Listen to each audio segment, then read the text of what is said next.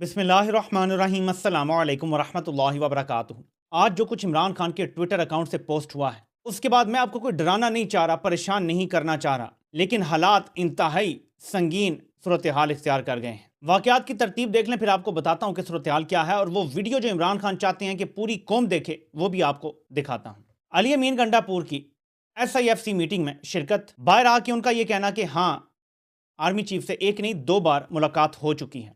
वो अकेले में मुलाकात का उन्होंने नहीं कहा, लेकिन मीटिंग के दौरान हो गई है। और फिर अली अमीन गंडापुर की इमरान खान से मुलाकात, जो 40 मिनट या उसके लगभग जारी रहती हैं। और अब हम देखते हैं कि इमरान खान के अपने ट्विटर अकाउंट से ये वीडियो पोस्ट होती है।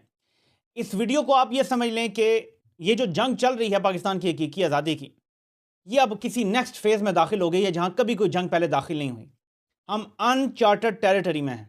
ना मैं आपको बता सकता हूं आगे क्या होगा, ना कोई और तज्जियाकार आपको बता सकता है आगे क्या होगा। हम वो लेवल क्रॉस कर चुके हैं। इमरान खान ने पूरी कौम को कहा है कि हमीदुर रहमान कमीशन रिपोर्ट पढ़ो, लेकिन मैं वो तो बताता हूं कि क्या नुकात हैं, और पहले वहीं से शुरू करते हैं। लेकिन वो वीडियो जब मैं चलाऊंगा, और ख़ास तौर पे जब उसके वीडियो का आप 70-80% देख चुके होंगे, तो आपको अंदाज़ा होगा कि सूरत हाल कितनी संगीन हो गई है पाकिस्तान में। और फिर आप ये जो मीटिंग्स की तरतीब देखेंगे, अली अमीन गंडापुर की भी मुलाकात, कोई बैक एंड से राब्तों की भी कोई बातें हुई, तो आपको समझ आएगा कि सिचुएशन कितनी गंभीर हो चुकी है और कितनी संजीदा सूरत इख्तियार कर गई है। शायद अवाम को इसका अदराक नहीं है कि इमरान खान ने हकीकी मानों में अपनी जान खतरे में डाली हुई है। और इस वीडियो के आने के बाद अगर उनकी जान को खतरा 100% था, तो अब 1000% खतरा है उनकी जान को। 4-5 स्लाइड्स देख लेते हैं कि इनमें क्या लिखा हुआ है, ताकि एक मोमेंटम बन जाए, और वो वीडियो फिर उसके बाद मैं चलाऊंगा। ये सारे ग्राफिक्स तहरीक इंसाफ के ऑफिशियल पेज से पोस्ट हुए हैं।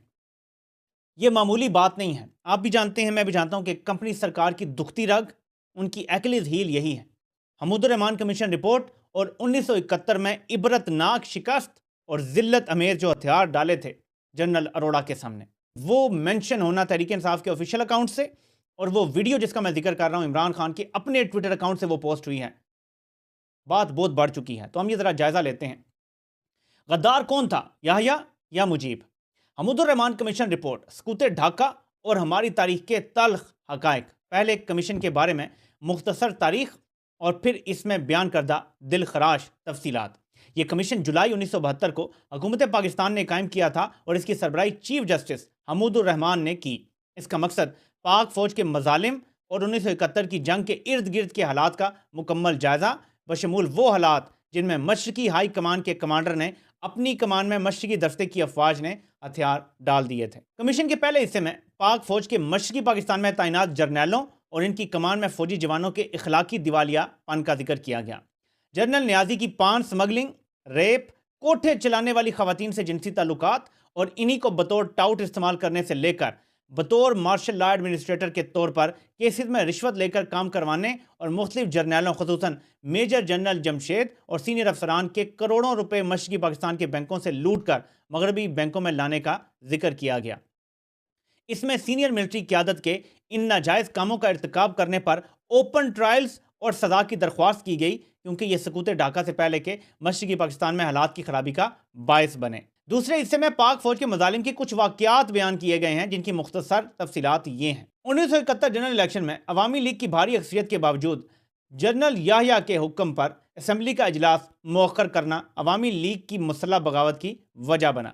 इसी तारीख को ख़त्म करने के लिए पाक फौज ने 25 मार्च की शब बदनाम ज़माना ऑपरेशन सर्च लाइट का आगाज़ किया, जिसमें 25 और 26 मार्च की शब बेहिसी से आतिशजनी की गई, कत्ल किए गए दानिशवर पेशावर अफराद का कत्ल, आम बगावत को रोकने का बहाना बनाकर ईस्ट बंगाल रेजिमेंट के अफसरान का कत्लेआम, बिजनेसमैन और इंडस्ट्रियलिस्ट का कत्लेआम, हिंदू अकलियतों का कत्ल, और बहुत बड़ी तादाद में पाक फौज के अफसरान और जवानों ने बंगाली औरतों का रेप किया और सबको इज्तिमाई कब्रों में दफन किया। यह सिलसिला ऑपरेशन के आगाज से जंग के इख्तिताम तक जारी रहा। 25 मार्च की शब असला और बारूद का बेदरेग इस्तेमाल किया गया, जिसमें 2 रिहायशी हॉल पर मार्टर गोले मारे गए, जिसकी वजह से बहुत से तालिब इल्म हलाक हुए।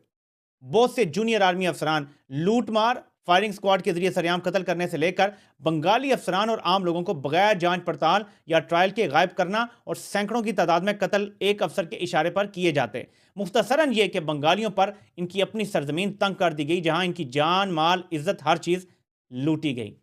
کمیشن کا تیسرا حصہ پاک فوج کی سینئر قیادت کی بزدلی، ان کی ناقص حکمت عملی اور غلط فیصلوں کی وجہ سے سکوت ڈھاکہ کی وجہ بننے والے عوامل پر روشنی ڈالتے ہوئے ان کا کورٹ مارشل کا مطالبہ کرتا ہے۔ جنرل نیازی ڈھاکہ کا دفاع اپنی ناقص حکمت عملی کی وجہ سے نہ کر سکے۔ میجر جنرل رحیم مفتی بانی کے ڈر سے اپنے ہی جوانوں کو میدان جنگ میں چھوڑ کر بھاگ گئے۔ میجر جنرل باقر صدیقی کی غداری اور ان کا بار بار ہتھیار ڈالنے کی اجازت مانگنا اور بزدلی کا تذکرہ کیا گیا۔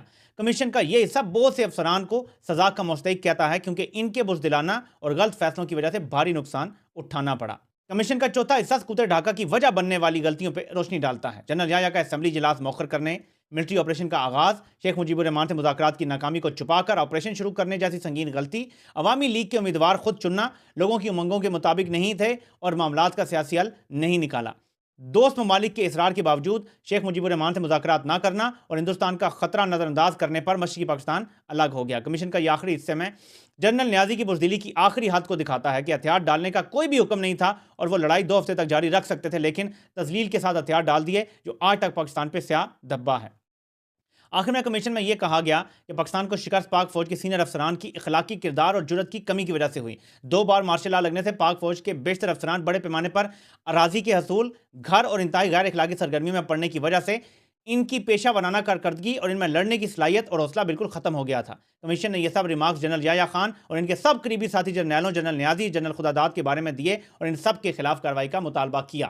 تو یہ تو سمری ہے کہ رپورٹ میں کیا کیا ہے اور کس کے بارے میں تفصیل سے بات کی گئی ہے، اور یہ عمران خان چاہتے ہیں کہ پوری قوم یہ رپورٹ انٹرنیٹ سے دیکھ کے اور پوری پڑھے، جتنے مرضی صفحات ہیں اس کے، جتنے مرضی والیوم، جو بھی ملے آپ کو، تھوڑا ملے زیادہ، یہ پڑھیں۔ اصلی مطالعہ پاکستان بیسیکلی حمود الرحمان کمیشن رپورٹ ہے۔ جس دن یہ پاکستان کے مطالعہ پاکستان میں بن گیا، آپ کو کچھ مطالعہ پاکستان میں اور لکھنے اور پڑھنے کی ضرورت نہیں رہ جائے گی۔ لیکن اب میں آپ کو وہ ویڈیو دکھانا چاہتا ہوں جو میں آپ کو بار بار بتا رہا ہوں کہ اس کے بعد واپسی کا کوئی رستہ نہیں ہے۔ اس جنگ میں عوام کی اور عمران خان کی یا تو اب ایبسلوٹ جیت ہونی ہے یا خدا نہ خواستہ کوئی بہت بڑا سانحہ ہو سکتا ہے۔ میرے منہ میں خاک۔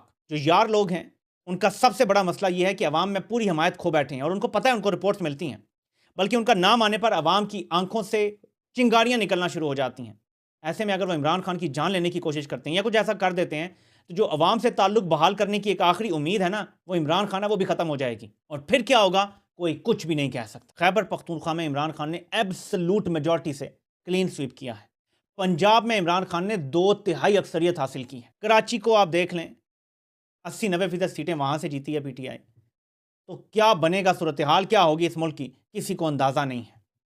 یہ ذرا ویڈیو دیکھتے ہیں جو عمران خان کے اکاؤنٹ سے پوسٹ ہوئی ہے، جو میرے خیال میں صورتحال کی سنگینی کا ادراک کروانے کے لیے کافی ہونی چاہیے۔ مقتدرہ نے ہمیشہ شیخ مجیب الرحمان کو غدار بنا کر پیش کیا، لیکن ملک توڑنے کے اصل ذمہ دار فوجی حکمران جنرل یحییٰ اور اس کے حواریوں کے مکروہ کردار کا کبھی ذکر تک نہیں کیا۔ آئیے جائزہ لیتے ہیں کہ جنرل یحییٰ اور شیخ مجیب الرحمان میں سے اصل غدار کون تھا۔ شیخ مجیب مشرقی پاکستان کا اکثریتی منتخب نمائندہ تھا۔ جنرل یحییٰ پاکستانیوں کے حقوق کا غاصب تھا۔ شیخ مجیب پاکستان ہی میں رہنے کا خواہش مند تھا۔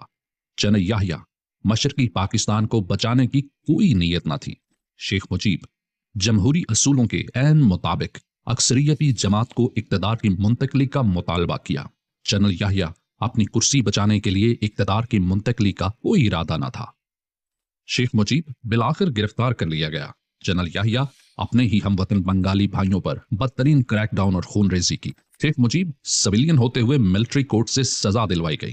جنرل یحییٰ اس وقت کی دیگر عسکری قیادت کے ساتھ مل کر مشرقی پاکستان لوٹتا رہا۔ حمود الرحمان کمیشن رپورٹ میں پاکستان کے 2 لخت ہونے کا ذمہ دار، اخلاقی دیوالیہ پن کا شکار، کرپٹ اور بزدل جرنیلوں کو قرار دیا گیا ہے۔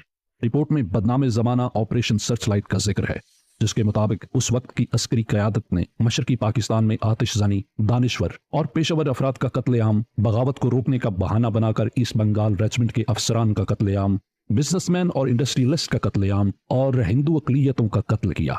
بہت بڑی تعداد میں اس وقت کے افسران اور جوانوں نے بنگالی عورتوں کا ریپ کیا اور سب کو اجتماعی قبروں میں دفن کیا۔ یہ سلسلہ آپریشن کے آغاز سے جنگ کے اختتام تک جاری رہا۔ جو عسکری قیادت اپنی عوام ہی سے لڑنے میں مصروف تھی، وہ دشمن کا کیا مقابلہ کرتی؟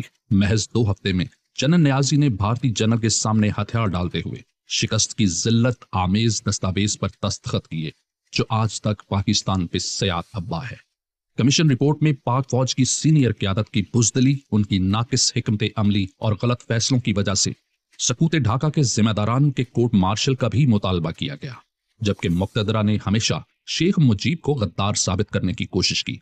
आखिर उसका कसूर क्या था? क्या पाकिस्तान के अवाम ने उसे सबसे ज्यादा नशिस्तों पर कामयाब नहीं करवाया था? और क्या जमहूरी असूल के मुताबिक इक्तदार अवामी लीग को मुंतकिल नहीं किया जाना चाहिए था? अगर इन बातों का जवाब हाँ में है तो फिर हमें खुद से पूछना चाहिए कि जिस शेख मुजीब को मुगालता पाकिस्तान में गद्दार साबित किया गया, क्या वाकई वो इस लक़ब का हकदार था या असल गद्दार जनरल याहिया था? आज भी खुद को रियासत समझने वाले जंगल के बादशाह ने अवाम की अक्सरियती जमात के मैंडेट पर डाका डालकर मुस्तरद शुदा अकलियत को मुल्क पर मुसल्लत कर रखा है।